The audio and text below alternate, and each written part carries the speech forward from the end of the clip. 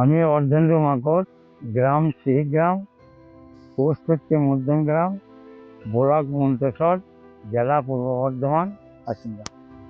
আমি গোমরে nano DAP দিয়ে চাষ করেছিলাম। একদিক আমার বাঁ দিক, আমি যেখানে দাঁড়িয়ে রয়েছি আমার বাঁ। তো দেখলাম কি 25 দিনের মাথায় প্রথম স্প্রে করেছিলাম, আর দ্বিতীয় স্প্রে হয়েছিল 35 দিনের মাথায় আমি স্প্রে করেছি। আর ডান দিকে যে জমিতে রয়েছে সেইটা আমি নিজের পদ্ধতির চাষ করেছিলাম। আমরা চাষি যেরকম আমাদের চাষ চাপান টাপান দিই করেছিলাম। তা আমি মোটামুটি 15 শতাংশ চাপান কম দিয়ে আমি বাঁ দিকে জমিটা করেছিলাম।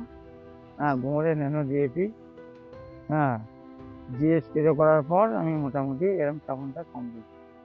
তাতে করে দেখা গেল কি ন্যানো ডিএপির প্রচুর সুফল রয়েছে।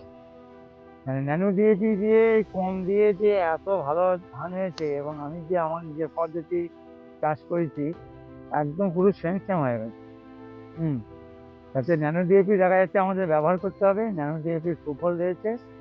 হ্যাঁ, এই মোটামুটি গোমরের যে স্প্রে করে আমরা খুব ভালো সুফল পেয়েছি। দেখা যাচ্ছে কি প্রত্যেক চাষিকেই আমরা বলছি যে গোমরের ন্যানো ডিএপি ব্যবহার করার জন্যে। সবাই বলছে যে গোমরের ডিএপি আমরা ন্যানো ডিএপি ব্যবহার করব, তাতে করে তোমার ধান খুব ভালো হয়েছে। হ্যাঁ, আমরা আশা করছি যে চাষিদেরও উন্নতি হোক।